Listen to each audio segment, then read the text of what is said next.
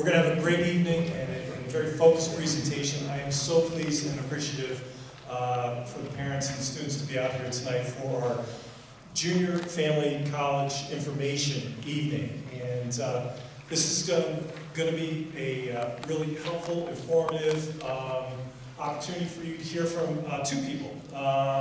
One who will close out the program is well known to all of you, is Kate Zeller, our Director of Guidance, who's going to talk to you afterwards a little bit about our internal process and some of the things that both the students and the parents can start thinking about in terms of the college admissions process. Before Kate gets on, though, and this is one of the benefits that you can bring a relative and pry them with dinner. It's going to be good. My wife's making it. Karen Pellegrino is joining us from Philadelphia. She is the Vice President for Enrollment Management at St. Joe's University in Philadelphia.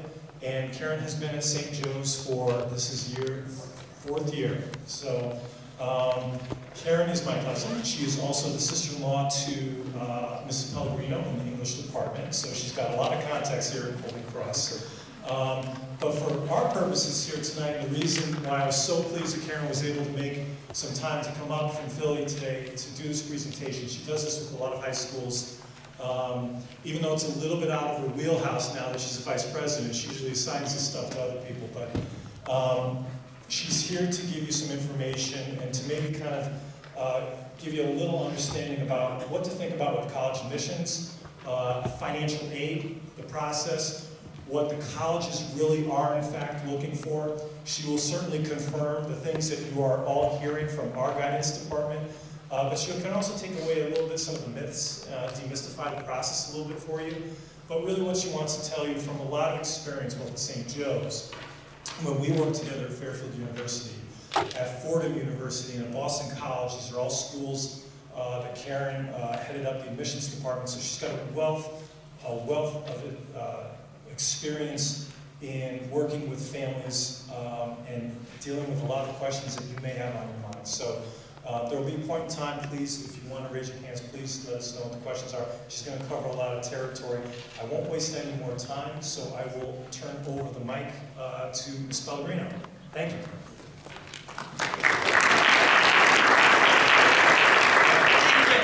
It's very nice to be here, mainly because I have so many family connections to Holy Cross High School, but also this is really one of my favorite things to do, is to be able to talk to people about the college admission process. Right now at this time of year, and for those of you that are how many of you are juniors?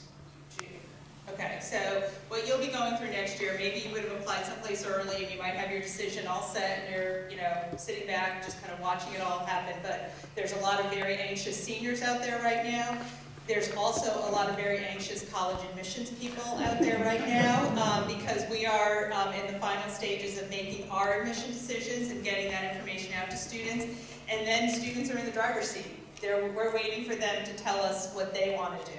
And one of the fun things about my job and one of the very challenging things about my job is that really my success is based on the decision making of 17 and 18-year-olds and predicting what a 17 or 18-year-old is going to do. And I don't have children of my own, but as parents, you can understand that that's a fairly precarious place to be in your professional life. So, but I'm happy to be able to talk to people that are at the start of this process. And as Tom mentioned, I've been doing this for a long time, and perhaps I can shed some light, maybe eliminate some of the myths that are out there. So what I want to do tonight is talk to you about, let's do it, it's easier. So I'm going to talk to you about a few different things, talking about putting together your college list, and you've got a great guidance department here who is going to help you with that as well, and I think that everything that I say is probably what they've been telling you already. But we'll talk about putting together your college list, what are some of the things you should be looking for and thinking about as you're making that list. We're going to talk about what colleges are looking at then when we get your application, and then just some general tips about the process. Oops. So a couple of points that I want you to keep in mind as you're thinking about this. First of all, college admissions, it's an art, it's not a science. There is some, and believe me, there's more science and more statistics involved in this than I ever thought I would have to deal with. And I was an English major in college, so it's not exactly my wheelhouse, but we do get a lot of data. But at the end of the day, when we're evaluating an application, it's much more about the art of this than about the science that it is. The most common answer to a question you're going to ask a college admission officer is, it depends. If you put 4 or 5 college admission officers up here and asked a question, how do you look at an essay? How do you review a transcript? The most common answer is going to be, it depends, because we all do this a little bit differently. I'm going to share some general things. There's some general things that we all share in common. But at the end of the day, we are all making our decisions for very specific institutions, and we're all going to do this just a little bit differently. And the final thing I want to, kind of overarching thought is, there's a lot of myths out there about the college admission process. And a lot of the information that you will see in the media is based on what happens at the 25 most selective schools in the country. And I often use this as an example. Most colleges will release their decisions by April 1st. I can guarantee you that that week after April 1st, there will be an article in the New York Times, the Washington Post, the Philadelphia Inquirer, the Hartford Courant, saying that it is the most competitive year in college admissions, and nobody got in. Harvard admitted 3% of their applicants, and Princeton admitted 4% of their applicants, and it's just been an incredibly competitive year, and there are so many students that didn't get into their choices of colleges. And about 2 weeks later, there's going to be another article that's going to say that colleges are not making their enrollments. There's a bunch of colleges that are going to close because there aren't enough high school students out there, and they're not going to be able to fill their classes. And those are the two narratives that are out there. Most of the time, it's someplace in between those two extremes is where the truth lies, but that's not exactly an exciting story to tell in those papers. But keep that in mind. So much of what you hear about, I have to have 10 AP courses or else I'm not going to get into college. Yes, that might be true at this handful of schools. It's not true across the board. And the vast majority of colleges that are out there, we are looking for reasons to admit you. We are not looking for reasons to deny you. So I hope that as you frame this, that you'll keep that in mind as you go through the process. I'm also going to say that as you go through this presentation, for the students that are there, I do this presentation for both students and parents. So this is kind of geared toward, you're going to see some things, your student, but please know that I think everything in here is applicable to students, and hopefully you'll all get something out of this.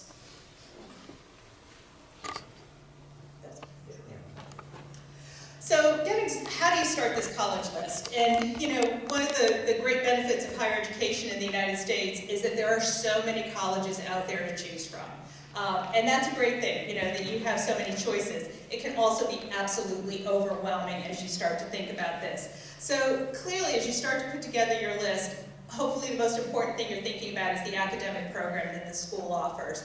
And for a lot of you, you're probably either undecided about your major right now, or you're looking at something very broad that many colleges offer. So maybe you're thinking about business or English, or you're undecided. If you're thinking about a very focused, specialized program, obviously that's the first place that you're going to start to narrow the list down.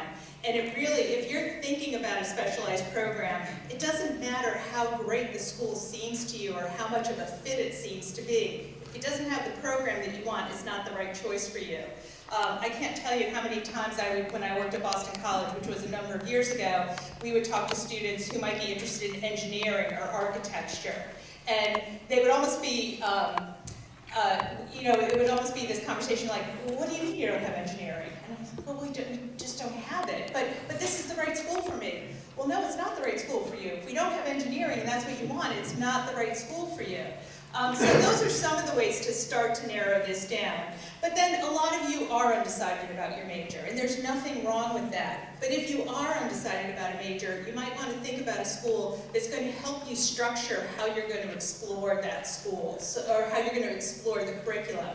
Jesuit schools, and that's my background, that's what I've worked at. But Jesuit schools are great at giving you that broad liberal arts background, so you'll take a bunch of different classes before you have to commit yourself to a given major, even if you know exactly what you're going to major in right now. So if you're undecided about a major, don't feel like somehow you're missing out on something because you can't, you don't have that program to rely on. Look for those programs, those schools that have something that are going to help you do that exploration. Are you able to combine academic programs? Some of you might be thinking about two different things. You might be thinking about business, but you also really love biology. Can you actually combine those two areas in one program? Can you do those two things together? Are there opportunities for experiential education? Can you do co-op experiences? Can you do internships? Can you do something where you're going to start applying what you're learning in the classroom in the field? Those are some of the things that you want to think about in terms of academic programs. And then you want to think about average class size, student to faculty ratio.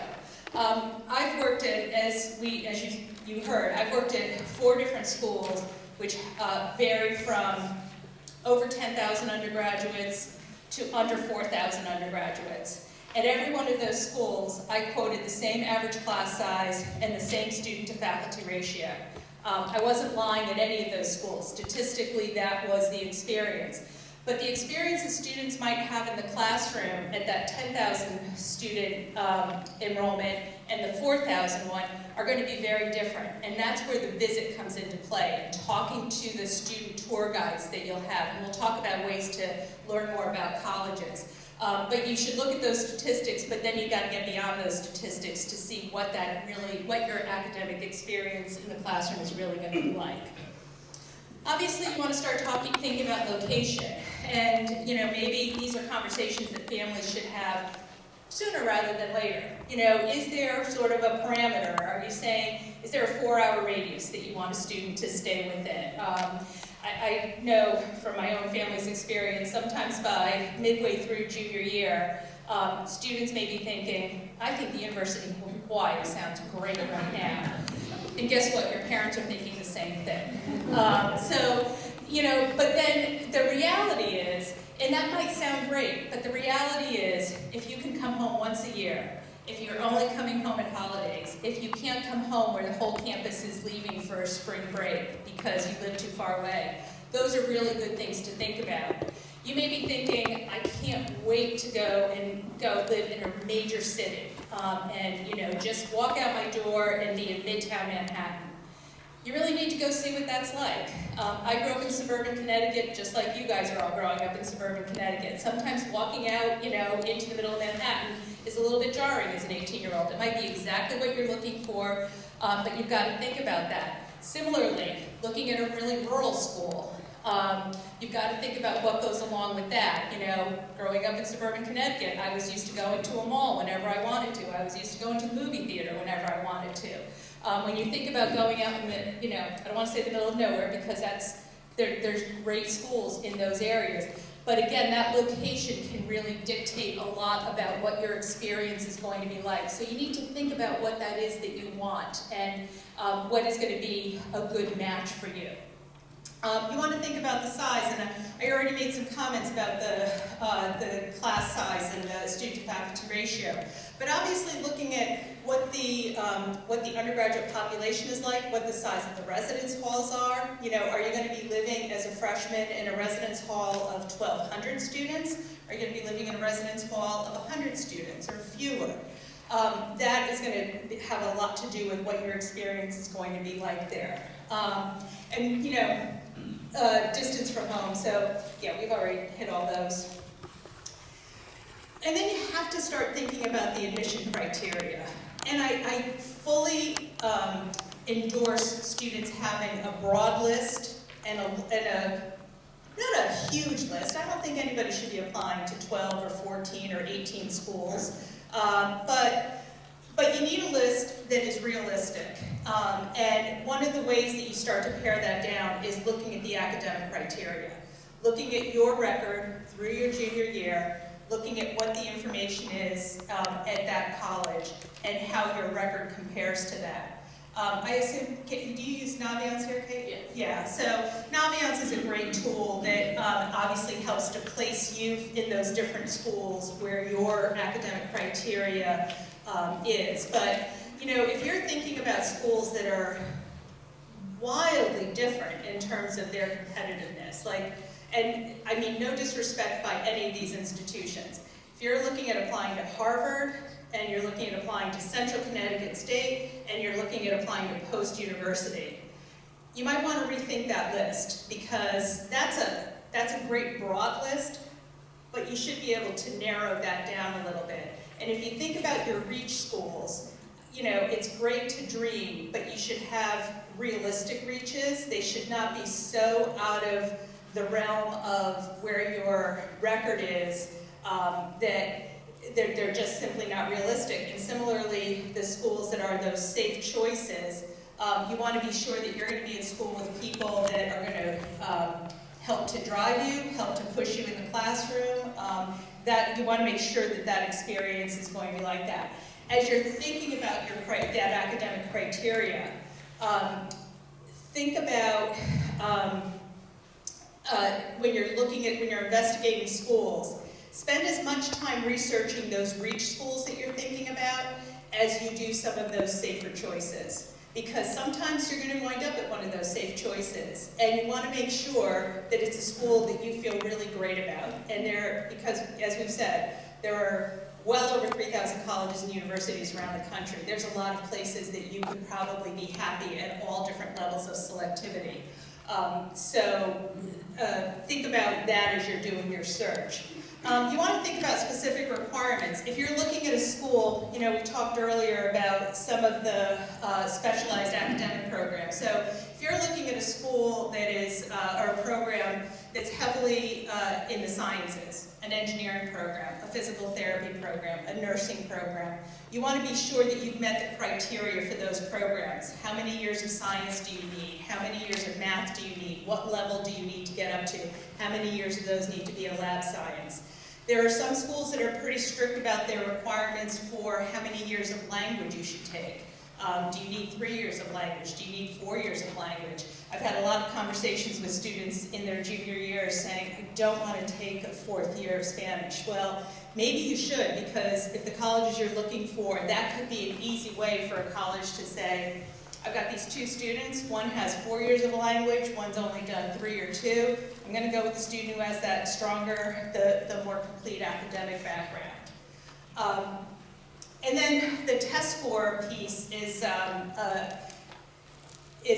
become even more complex. It used to be a little bit easier because when most schools required test scores, it was you had to have them and you submitted them. As more and more schools, as a result of the pandemic, have gone test optional, I think it's introduced a level of confusion, perhaps, about the process. There are some schools that were test optional before the pandemic, and we will remain test optional after the pandemic. So I happen to work for one of those, and I previously worked for one of those schools. We believe that your test scores are not indicative of the kind of student that you are, and when we say we're test optional, we mean it. We believe, and we know statistically, that the best way of predicting how you're going to do as a student at our institution is your overall record from high school. So when we say we're test optional, we mean it. And I'm not saying other schools don't mean it, but there certainly, as more schools have added that as part of their, as a result of the pandemic, I think that some of their applicant pools have grown much, much larger as a result of that.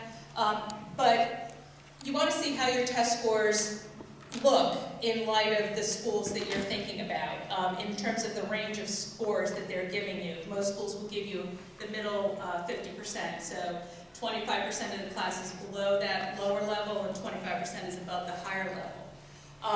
But thinking about your test scores, thinking about whether the school is test optional, and thinking about whether or not you want to submit them. And I know that your guidance department here can give you great advice on whether or not you should submit scores to any particular institution. So an equally confusing part of the process is the different admission deadlines that are out there. And again, I know that your guidance staff spends a lot of time talking about them, but I just want to spend a couple of minutes specifically talking about some of the early plans. So there's Early Decision 1 and Early Decision 2. What's different about them is the deadlines. Early Decision 1 is usually any time between October 15th and November 15th. Early Decision 2 is usually any time between January 15th and February 15th. Early decision plans are binding. So what that means is if you apply to a school as an early decision candidate, you're telling us that this is the one institution that I want to go to, and I'm willing to sign on the dotted line. And not only are we asking the student to sign on the dotted line, but we ask your parent or guardian to sign on that dotted line, and we ask your college counselor to sign on that as well. So everybody understands what that commitment means. As a binding commitment, if you're admitted as an early decision candidate, we ask you to withdraw all of your other applications to colleges. I mentioned at the beginning that one of the things that's stressful about my job is that I have to predict what a high school student is going to do about when I give them a mid-decision, what they're going to do about that.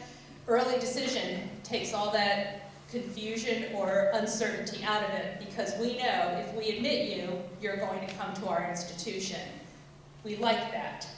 It's a certainty that we have in the process. So there are some schools that it's probably the rate that they admit students as early decision students is going to be significantly higher than if you applied as a regular decision student or as an early action student. So that's great. It could give you a great leg up in the process for some schools. There's two things that you really need to keep in mind as you're thinking about early decision. First of all, you're making this commitment October, November, at the latest January or February. Sometimes what you think is the right school in October or November might look a little bit different come in. And again, nobody's coming to your house and dragging you out of your house and forcing you to enroll with us in September. But we take this pretty seriously. And if we know that you've been admitted as an early decision candidate someplace else, if we find that out, we're not going to admit you to our institution. So you've got to think about that, because again, we take it pretty seriously. The other, perhaps more important challenge with early decision, and I work for an institution that has early decision, so I'm saying this with complete honesty, you can't compare financial aid packages. That's not to say we're not going to give you the same financial aid package that we would give you if you applied as a regular decision or as an early action student, but the financial aid package that we're going to give you may not be as good as what another school is going to give you. And you've lost the ability to compare those packages because we've asked you to withdraw all of those other applications. So again, early decision could be great if you know exactly where you want to go and you feel very committed, or you have the ability to pay, or comparing financial aid packages is not an important part of the process. But if those things are important, you want to think long and hard about whether you make that early decision commitment. Early action is the same time frame as early decision. You submit your application by November 1st, 15th, October 15th, depending on the school. We get you a decision early, but you don't have to make that commitment to us. We're not telling you to sign on the dotted line at that point. So you still have until May 1st to make up your mind. A lot of students think, I have to get my application in early, it's going to be that much, it's going to look that much better. For most schools, early action is not necessarily a benefit in the process because it's not binding, because you're not committing to us at that point. Some schools, it's even a little bit more selective because we don't know what the whole applicant pool is going to look like, so we tend to be a little bit more conservative in our decisions. Regular decision is a deadline anytime from January 1st to March 1st, and then we get you a decision in a couple of weeks. And then some schools practice rolling admission, which means you submit your application, it's evaluated immediately, you get a decision within 2 weeks. So the other thing to keep in mind with early action or early decision, you're pretty much standing on your record through the end of your junior year. So if you are a student who maybe had a tougher start freshman year, it was a bit of an adjustment for you.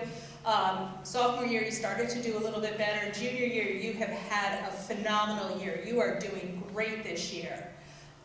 You might not want to think about an early plan because we may want to see how you're doing at the first semester of your senior year as well. We might want to see that additional information to make sure that what we saw happening in junior year is continuing on until the senior year. So again, your record, we're going to see the courses that you're taking in your senior year, so we'll see if you're taking AP or honors classes and all that, but we're not necessarily going to see how you're doing in those classes for an early process.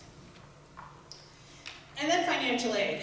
And we could do a whole hour on this, and I won't do that, especially at this point in the process for you, but these are obviously huge considerations for you. So some of the things that you want to think about as you're thinking about schools and how this is going to weigh into it. One of the most important ones is, do you think you're going to qualify for financial aid?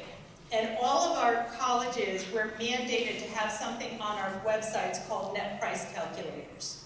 And it is something where you can go on and you can put in your family's financial information, just like you would be putting into the FAFSA, and you can put in a student's academic information, and what we will do is give you an estimate of what you can expect your financial aid award to be. It's only as good as the information that's going in, so you need to be as honest and as accurate as possible with your financial data and with the academic information about a student. But we will give you an estimate, so that's a starting point, so you can see what kind of financial aid you might be able to expect at any given institution. So that's one place to start. You may know, perhaps you've had other students go to college, perhaps you just know based on your family situation, maybe you know that you're not going to qualify for need-based financial aid. But merit aid is very important as part of the process. Well, then you want to be sure that you're applying to schools that offer merit scholarships. And the most selective schools in the country generally do not offer merit aid. And again, I go back to my days at BC.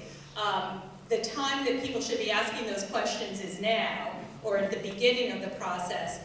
Very often we would get those questions at the end of the process, where students were shocked at their financial aid award, but BC at that time did not give any merit aid. So again, that's something that you need to think about, and you want to see how generous is the school with merit aid, how many students get merit aid, but it's only those, the top echelon of schools that are not offering merit scholarships. But again, something to keep in mind as you're thinking about putting together this list.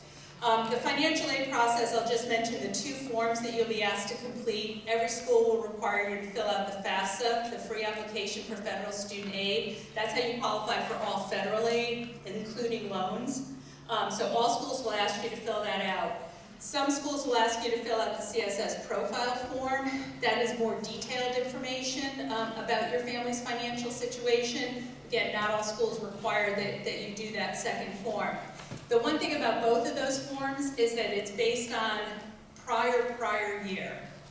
How confusing is that? What that means is, if you're applying for financial aid starting for the fall of 22, the information that we're asking you to include in that FAFSA and in that profile is from your family's tax information that you completed for 2020. So, and the reason we changed this was changed a couple of years ago.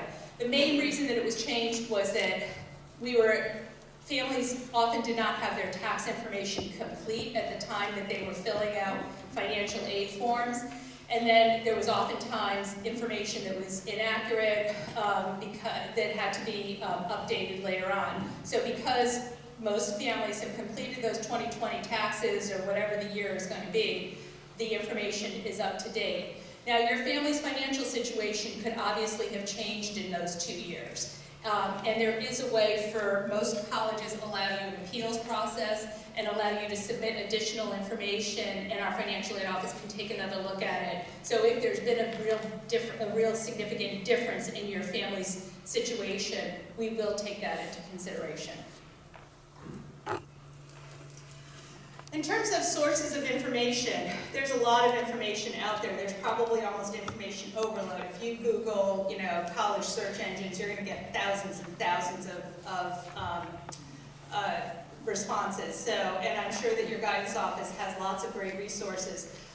The College Board is a really good one, I think, and I'm not here to shill for the College Board by any stretch of the imagination, but they do have a pretty good tool on there which allows you to put things on like what state you might be thinking about, or how many hours, how many miles from your home do you want to be in, what your academic program is, what size school, and it gives you some starting points for that. But there are certainly lots of other search engines out there that can get you started. Our college websites are certainly a great source of information. It's obviously our source of information, so it's going to be told from our perspective, but certainly it's a great source to get you started on whether we have the programs that you're interested in, what the size of the school is, that kind of basic information. If there's been any benefit that's come from the pandemic, it's the fact that it's forced us as colleges to do more information in a virtual way. So if you go to pretty much any college website right now, you can go on and you can see an information session that perhaps in 2019 you would have only gotten if you showed up on that college campus. But now you can see it, it's a recorded Zoom session. So those are great ways to get started in the process. But really, the best way to get a sense of what a school is like is to go on a college visit. To get on the campus, to walk around, to take the tour, to talk to students. I said at the beginning, some of those questions like class sizes. You want to talk to a tour guide and say, okay, the average class size is 22. What are your classes really like? Are your classes that big or that small? Getting a feel for what the campus looks like, for what it feels like. Within a radius from Waterbury, Connecticut, you can hit a couple of cities and you can see a lot of different schools. I have a friend who's a college counselor who refers to this as the salad bowl way of approaching the college admission process. And I'm going to use Philadelphia as an example because it's where I am right now, but I also think it's a great example of this. If you come to the Philadelphia area, you can visit a single-sex women's college. You can go to Bryn Mawr. You can visit small, highly selected liberal arts colleges, Haverford and Swarthmore. You can go to medium-sized Catholic institutions. You can visit St. Joseph's University, you can visit Villanova, along with a lot of much smaller Catholic institutions in the area. You can visit a large, highly selected public institution in a very urban setting like Temple University. You can visit Drexel University, a private, highly selective institution with an exceptional co-op program. You can visit the University of Pennsylvania, an Ivy League school. So you can hit just about every kind of school if you do 2 days in the Philadelphia area. Start with St. Joseph's University, but certainly that gives you a sense. You can do the same thing in a lot of different areas. You could go to Boston and visit, 5 or 6 different kinds of schools. But give yourself the chance to go to those different campuses and see what they're like and get that feel for it. Because I think that's going to help you start to narrow this down. So let me just go through what we're going to look for in the admission process, and then I'm happy to take some questions. So most important thing, similar to as you're starting to look at that list and put together the list, your academic program is the most important. Academics are the most important thing that we're looking at as well. The majority of the students that are applying to us, if we were to admit them, probably could do the work academically. So that's when we have to look at all the detail in that transcript. So we're looking at the kind of classes that you've taken. Have you challenged yourself? And have you challenged yourself at a level that's appropriate for you? It's not appropriate for every student to take 5 AP courses in their senior year, even if that's an option for you. But if it is appropriate for you to, have gone on, you've done well in your junior year English class, and you're recommended to take AP English as a senior, we hope that you're doing that. We want to see you taking on a level of challenge that's appropriate for you. We want to see you taking those solid academic courses. Now that's not to say that if you don't have 5 solid academic courses every year of high school, you're never going to get into college. Because like I said at the beginning, there are a lot of colleges out there and most of us are looking for reasons to admit you. But we want you to be challenging yourself. We want you to, within your program, to do the best that you can and to take the best courses possible. We look at grade trends. So we know that two students in Holy Cross can have the exact same GPA, and you can get to that GPA in very different ways. One student may have had a tougher start freshman year and been steadily going up. One student could be absolutely steady across 4 years. Another student could have had the best year freshman year and been going steadily downhill. They might all have the same GPA, but the admission decision we might make on those 3 students could be very different because of those grade trends. So we take that into account. What I can assure you, I said that at the beginning that the most common answer you're going to get to everything is, it depends. What I can tell you is that there is, in almost every case that I know of, there is a real human being looking at your application.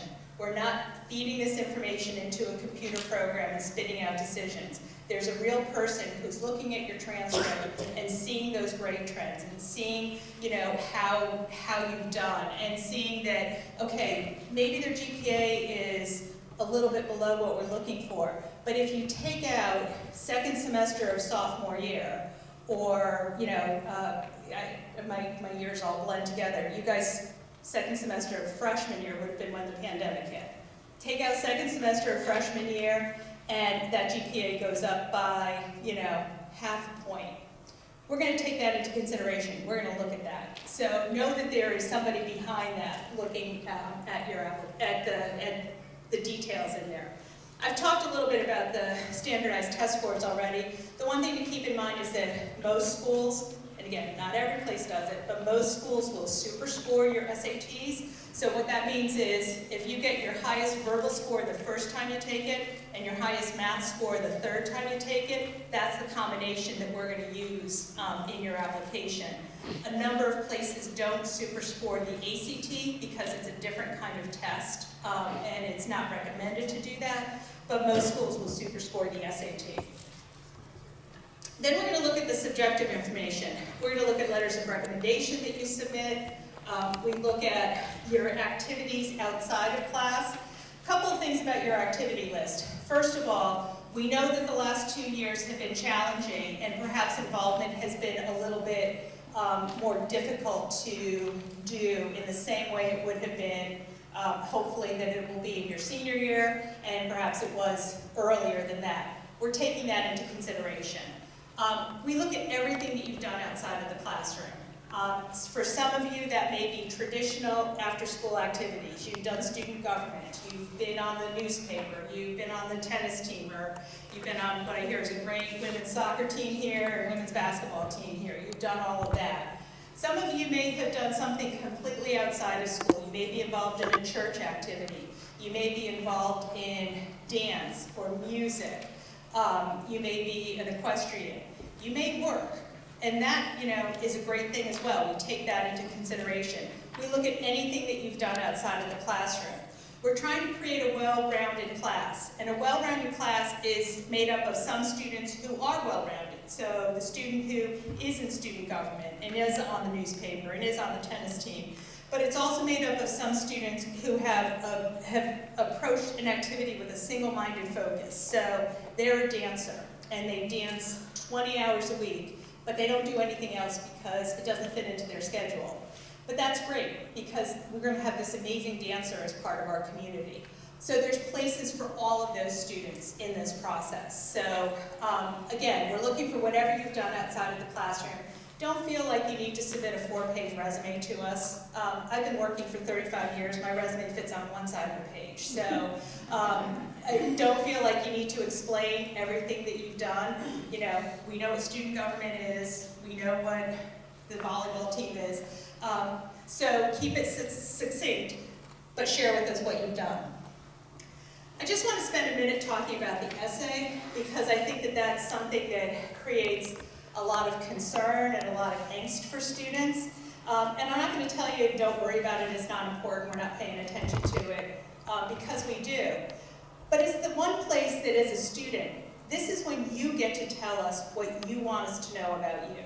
Everything else in your application, someone else is telling us. Your recommendation, someone else is talking about you. Your transcript, it's what you've done in the classroom.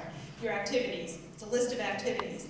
Your essay is your opportunity to tell us what you want us to know about you.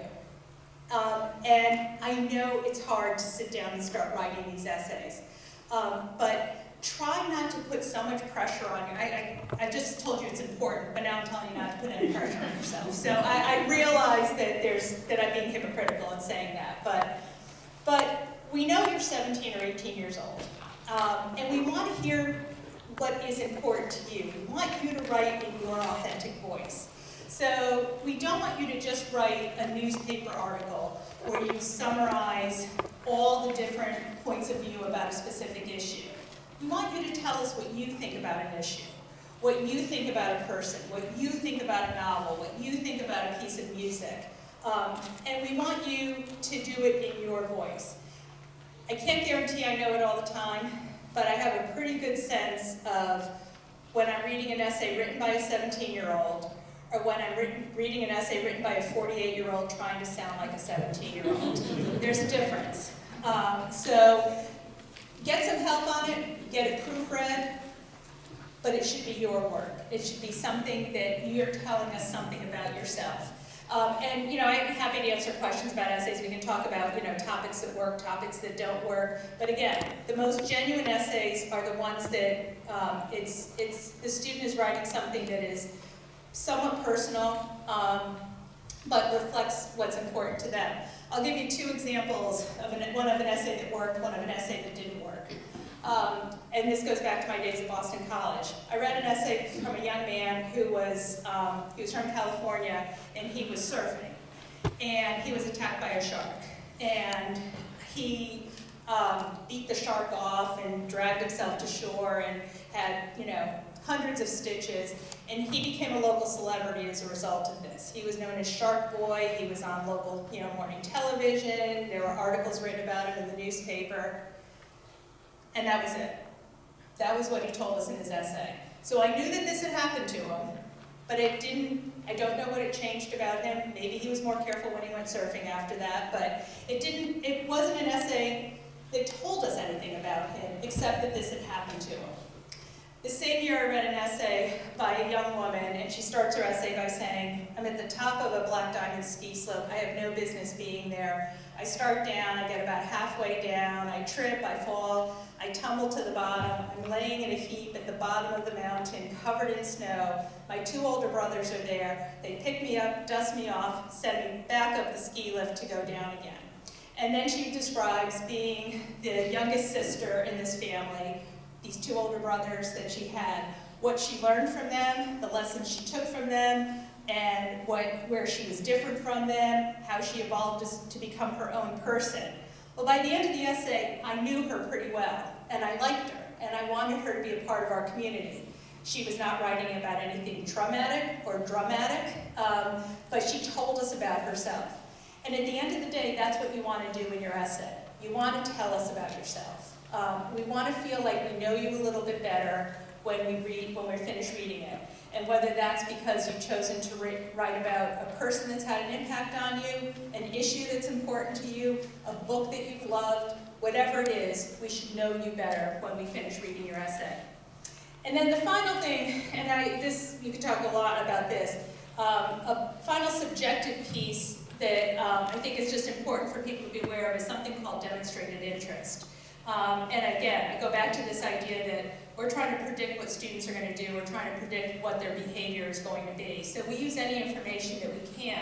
And one of the things that we look at is, has the student demonstrated any interest in us? And some of the ways you demonstrate interest in us, you might not know this, but some of the ways you demonstrate interest in us is, do you open the emails that we send you? Do you go onto our website? Are you looking at our information there? So I'm not telling you to go now into the thousands of emails that colleges have sent you since you took the PSATs and start clicking on, random things in those emails. But when you get down to that list of schools that you're applying to, you should be engaging with those schools. You should be reading our emails. We don't know how else to communicate with you. You don't answer the phone when we call you. You don't respond to texts. So we need to get information out to you. We want to see that you're opening it, and that you're reading it, that you're engaged with us, because we want to see that you're really interested in us. A college counselor that I knew once told his students, develop your interest, then demonstrate it. To me, that makes perfect sense. I'm not saying go in and start clicking all those emails that we've already sent you right now. But once you get that list of schools that you're going to apply to, make sure that you're engaging with them. So just a couple of things, and these just reiterate some of the things that I've told you already. And you can read all of them. So the one I'll just spend one moment on is the thing about too much information. So talked about sending in letters of recommendation. Most schools ask for 2 or 3 letters of recommendation. Every year, I'll have a student that will send 10, 12 letters of recommendation. And I commit to you that I read everything in your application, except when it gets to 10 or 12 letters of recommendation. I'm not reading all of those that carefully. And the problem is that maybe the best letter of recommendation from the teacher that knew you the best and really is the one we should have read is sort of the last one that I got to, and I didn't spend that much time on it. So make sure you tell us who you want us to hear from, and send it, be restrictive about that. When you go in on these, I told you to visit Philadelphia, visit Boston. Be reasonable about what you can do in a day. And again, I keep going back to my BC experience, but because that's when I was doing a lot of admission work. I used to hate doing Friday afternoon information sessions in the summer at BC, because what happened is the family's been together for a week in the minivan, and they have visited 3 schools a day, and everybody's unhappy at that point. Usually they're not even sitting together in the room any longer. Dad's asleep, younger brother's, playing on his phone, wasn't a phone at that point, but, mom and daughter are, snarling at each other. But more importantly, no one's taking in any information anymore because they've tried to do too much in that time. So as you think about, doing these visits, when you come to Philadelphia and you start your visit at St. Joe's and then you go visit all those other schools, go see the Liberty Bell. Go get a cheesesteak. When you go to Boston, go visit Faneuil Hall. Go to the North End and get a slice of pizza. See what's going on in that area so you know what you're getting into and what that's going to be like when you get there. And it will broaden your whole view. So I've talked a lot longer than I planned to, so I'm happy to answer questions. I know that you're going to hear from your guidance office, but happy to try to answer any questions.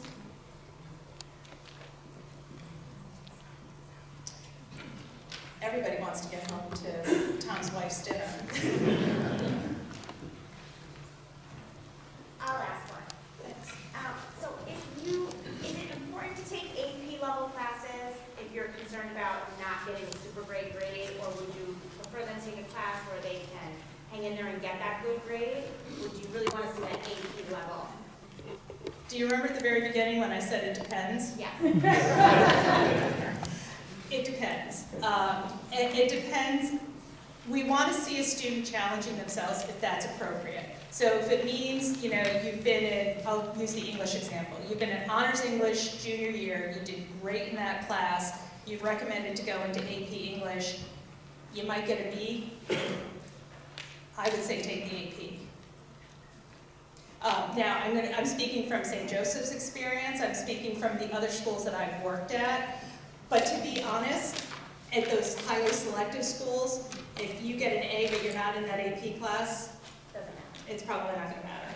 So the answer is it depends. Again, if the challenge is appropriate, a B is a fine grade. So, if it's a B in an AP class, I say go for it. One quick question on that early decision. Yep. The second one, that wasn't mine. Early action. If you find an applicant isn't quite there, do you roll their application into the general? Most schools do. Most schools, you're deferred from early action to regular decision, so we can see first semester grades.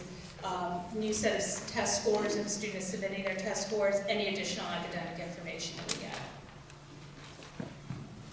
When it comes to letters of recommendation, I know that they're not written by the student, so it's not like an essay where it can be an ad for the kid. But have you ever had letters of recommendation that are just too full of wonder, or is that not a problem for you? Because I can see them.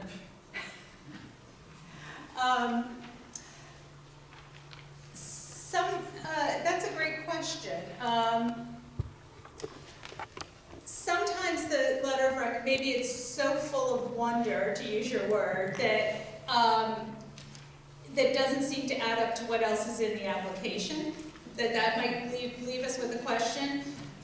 But more often than not, it'll give us a pause to say, let me go back and take another look, because maybe there's something that I missed in this. So, but if you're asking, like, would a letter of recommendation that is so glowing be held against a student? I'm not sure if that's what you're asking.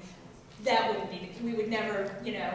Similarly, if there's, you know, if the letter of recommendation is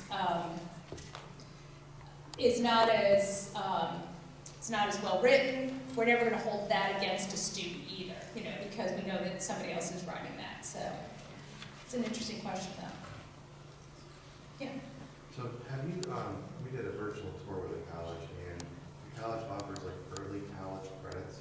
You can take summer classes, and you can enroll in, you know, three credit. Yep. What do you think about that? Is that something, so we just found out about it, I'm trying to see if it's a good option, and is that something that you would look at for? Yeah, so the question, in case you can't hear, is about colleges offering early college credits. So if I'm understanding, the college is offering a class perhaps online that a student... It's up to 30 credits, but it really started, we didn't know about it, but you can actually start when you're in 9th grade. Okay. And you do it during the summer, it's up to 30 credits, Yeah. It takes off a year of college. And Yeah. it's something that you can use and you can transfer it, you don't have to go to that college. Yeah. But is that something that a lot of colleges offer? And what is your thoughts on that? I think more colleges are offering that as an option now, particularly I think the fact that we all had to switch to remote learning so quickly, I think we all learned that we could do it. So I think more and more colleges are offering it. But again, I go back to it depends. You really want to make sure, you know, especially if you're investing money in that, as you're looking at other schools, you want to make sure that those schools are actually going to take those credits.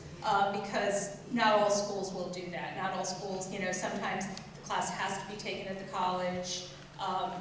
It sounds like in the example that you're giving, because they're getting college credit, they're getting college transcript, and I assume they're in a class with other college students? They can do it, they can actually go to the college. Oh, okay. For 1 or 2 months. Okay. Or they can do it remotely. Okay. And it's just your basic classes. Yeah. Math, science. Yeah. I think a lot of schools are taking those credits more than they used to, but again, you want to be sure, again, I think like some of those highly selective schools, they're not necessarily going to accept those credits. So you just want to ask the question at the schools that you're thinking about. Okay, and then, you have the same kind of question, but if you apply for early admission or Early action. do they actually, somebody told me that you can't reapply. Do some schools not allow So, you to reapply? Well, so for early decision, many schools will either say, we're going to admit you or we're going to deny you, because it's a binding decision, we want you to be able to move on. So schools might do that. For early action, most schools will, if you're not admitted early, they're going to roll your application into the regular process, unless they feel that, you know, because of what they know their pool is going to look like, and they know that it's not realistic to think you're going to be admitted down the road, they want you to be able to consider other options. So schools some schools may deny a small number of their students, but it's more common that you would be deferred to the regular pool. And just to piggyback on that, you won't have to reapply, it's just they put you into the regular applicant pool. So there's no additional things that you have to do in order to be considered for regular admission. Yeah. Yes. Does early action make a difference in terms of financial aid opportunities? action does not. For most schools, it does not. You're going to get the same financial aid award if you apply early decision, early action, or regular decision. The point about early decision was you just can't compare the awards you get from other schools. So with early action, the student isn't committing until May 1 with the general applicants? Correct. Yeah, early action is non-binding, so it's a May 1st commitment. Great. Well, thank you. Thank you for spending your time.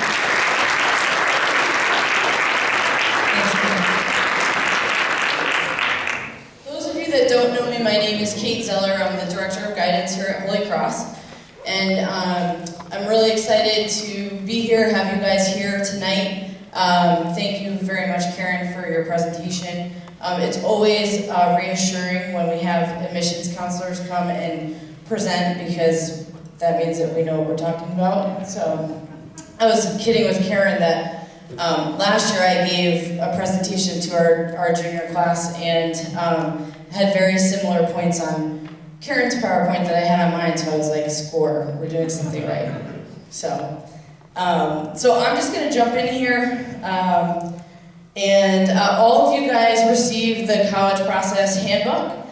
This is also available online on our website, so definitely check it out, share it with your family or significant others that are not here tonight.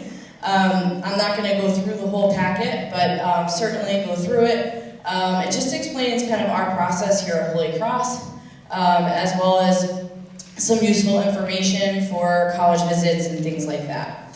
So definitely take a look at that.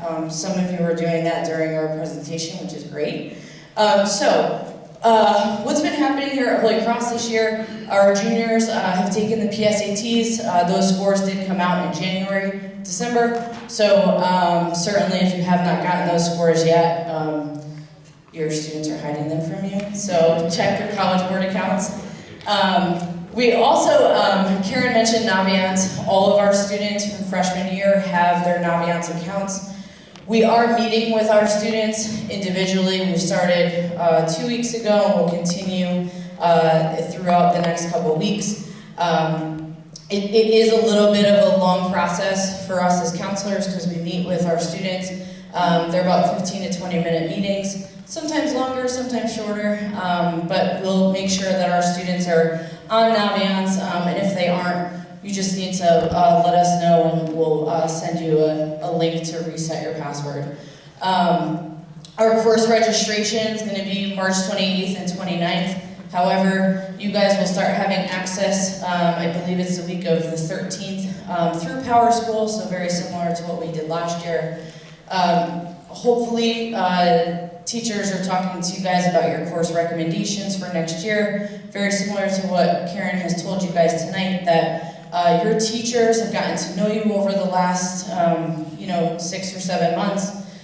They'll make recommendations for all of your major core classes as well as some electives. So we will meet with you guys individually to talk about those course selections, and of course we will bring in your future plans to that as well. Just mention that about the meetings, so if you haven't had your meeting yet, don't fret. We will have those meetings in the next couple weeks. Alright, so what can you expect from Holy Cross? And lots of these things Karen's already spoke on, but we will send your transcript and grades to all of your colleges on your list. We will also give you testing options, just coming up here in the College Process Handbook. Gives you all the updated dates for SATs and ACTs. We also will send and write your letters of recommendation. So each of you will get a letter written by your guidance counselor. We go to confession after every letter, so don't worry. Just kidding, Dr. Pellegrino, just kidding. Do you ever feel the beating eyes on you from your boss? It's coming right here. They're also coming back there too. Get it from all different directions. And then we offer advising and support. We absolutely love this process. It may be super stressful for you guys, but it's fun for us. So we try and make light of this whole process, for some of you, you're veterans, for some of you, you're rookies and in between, so we really take each of your child's experience individually, your family's experience. We've gotten to know your children throughout the last couple of years. Some of you a little bit newer than others, but certainly, we try and make it as personal as possible for you guys. So, just quickly a little bit about the ins and outs of transcripts.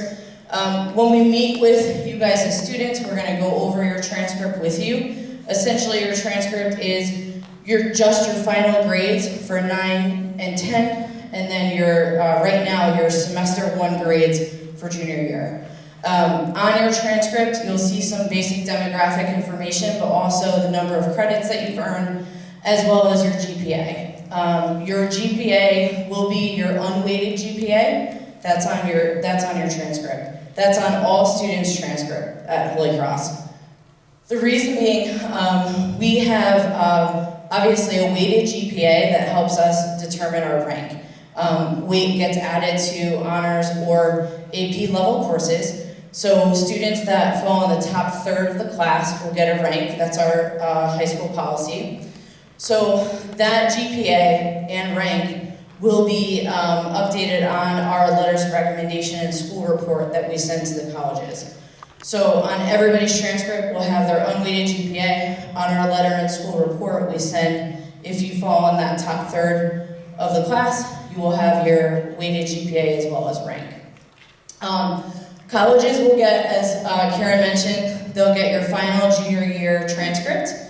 They will also get first quarter grades. So it is very important to make sure that you finish strong junior year, but also begin really strong and finish really strong in your senior year. As mentioned before, you will also get a mid-year report, which is the first semester of your senior year. That will also be when we update your class rank and GPA. So that technically is the final GPA and rank for seniors. You will get one at the end of the year, but colleges will have already accepted you, you've already deposited, so the one that is that final one that counts is your next semester, or 2 semesters from now. Transcripts will be sent to colleges through Naviance. So we mentioned Naviance earlier. Naviance is a career and college exploration application. It's all web-based, so you can get on your phone, on your computer, anywhere where you have web access. But it's also an application manager for us as a school.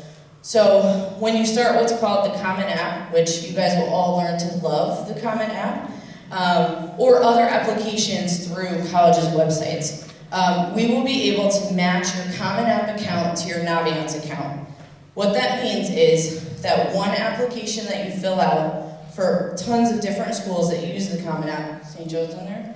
Yes, they are. St. Joe's is on it. You will be able to utilize that application, fill it out once, and then you add your list of schools that use the Common App right on there. There'll be specific questions for each college to answer. However, once you do that, you can match your Common App and your Naviance account. That way, all of your schools on your list will zap right over to Naviance. That will tell your counselors, these are where I'm applying to, okay? Then we will send your transcripts and letters of recommendation straight through Naviance. This is just a little bit about testing. I like these logos, but those are the websites that you go to. A common misconception from some kids and parents are ACT and College Board are the same thing. SATs and ACTs are through the same company. 2 separate companies, they have absolutely nothing to do with each other. So when it comes time for SATs or ACTs to be sent, typically they would be sent by you guys as a family to the colleges. There are some colleges that will accept SATs or ACT score reports through guidance. It really, again, it depends on the school. So you want to ask your admission counselor that you work with if they will accept scores from us, from our office. It does cost a little bit of money to send the scores, so it's worthwhile to check with your admission counselor. All right, so recommendations. When we're meeting with our students in the next couple weeks, we're gonna start to, we want you guys to start thinking about who you might ask. Please don't run out tomorrow and ask your teachers, because they're gonna be like, whoa, back up, take a break, okay? But you wanna start thinking about those teachers that can best talk about your strengths and your growth as a student. I would say, typically our students ask up to 2 teachers, some ask 3. But as Karen mentioned, once we get past, 3, 4, 5, it's pretty much enough. So you want to think about that as you're coming to the end of your junior year, beginning of your senior year. Those letters will be sent through Navance. Here at Holy Cross, we have a policy that students have to ask their students have to ask their teachers in person. So we don't allow email requests. And that's important because this teacher is going to take the time out of their busy schedule to write a letter for you that will benefit you in the application process. So you owe them the dignity and the respect that they're going to show you. So ask them in person. And we will definitely talk more about that as you guys get closer in this process. Okay, that's good to hear. All right. If any of you guys are planning on playing athletics in college, whether it's Division III, Division II, Division I, you want to make sure this is a great time for you guys to get onto, what's called the NCAA Clearinghouse. You go on, we have the website. If you just Google NCAA Clearinghouse, it'll pop up for you. This is something that is mandatory for anybody that is going to participate in college athletics. Whether you know what division you're going to go, what school you're going to go to, you should start this process now. Because any college that is interested or may recruit you, that's going to be one of the first questions they ask is, hey, did you sign up with the clearinghouse? So you can definitely do that. I get an email, I send your transcript, and then that process is started. Certainly, the most important thing with the NCAA in college athletics is having that conversation with your coaches, whether they're your coaches here at Holy Cross or at a club team or something like that. You want to make sure that everybody's on the same page in terms of what's realistic and what's not. It just makes for a way better outcome at the end. So, Karen mentioned financial aid, not to freak you out, but just to have you guys kind of get your wheels in motion in terms of, being able to afford college. And if any of you guys have senior parents, senior students, you'll know that we have a Google Drive full of scholarships right now for senior students. I can't tell you how many we get in. Typically between February and April, my email is jamming with scholarships, both nationally, locally, and through Holy Cross. I can't stress enough that it is very important for you as students to complete those applications. Notice I said students, to complete those applications. It's so important. You might look at a scholarship and say, oh, it's only $500. Imagine saying that, it's only $500. It's not worth it, there's an essay. It's totally worth it. For some of you, you might be looking for at schools that are a plane ride away. Well, some of those scholarships can help pay for that transportation cost, during the school year. So 100% worth it with the scholarships. Again, most of the scholarships that we get in for high school students are for seniors. So students, it's very important to check your email. Parents will send out a link once we have our updated for next year. Send out that link for those scholarships as well. And this is just our contact information, nothing new. But certainly feel free to reach out to us at any time. I like to stress to all of my parents and my staff does as well that we will be as part of this process as you want us to be. Some of you are pros. I was just talking to a student. She was like, I want to go to this school. I want to major in this. I've already gone to visit. I have all of these ducks in a row. I'm waiting for August 1st for Common App to open. I just need you to send my transcript. Okay, fine. I'll see you in the fall, okay? But I've also had students that I've met with that are like, I don't know what I'm studying. I think I'm behind. I don't know what I'm doing. I don't even know what I'm having for breakfast tomorrow. Great, awesome. We're ready for it all. So feel free to reach out to us. We'd love to have individual meetings with your students as well as you. Certainly, I know it's tough potentially meeting during the day with work schedules, but we'd be more than happy to accommodate as best we can. And again, this is a fun process. It can be a little bit overwhelming. I promise you that you're going to make it to graduation next year. You're going to all have wonderful choices, and it's going to be a fun process. So thank you very much for coming, guys. I can answer any questions that you might have. I know some people are like, if anyone asks a question, they're going to get the daggers, but it's totally fine. I'll take care of it if I need to beat anybody up. But certainly we'll be around here if you guys have any questions. I really appreciate you coming out. I know it's not easy during the week, but I'm happy we were all able to get together. Certainly reach out if you need anything. Thank you.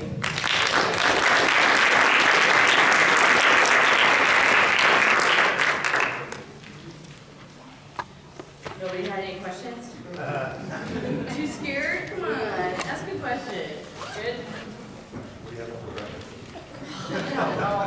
I need to worry about dinner. What time is it? 7:48.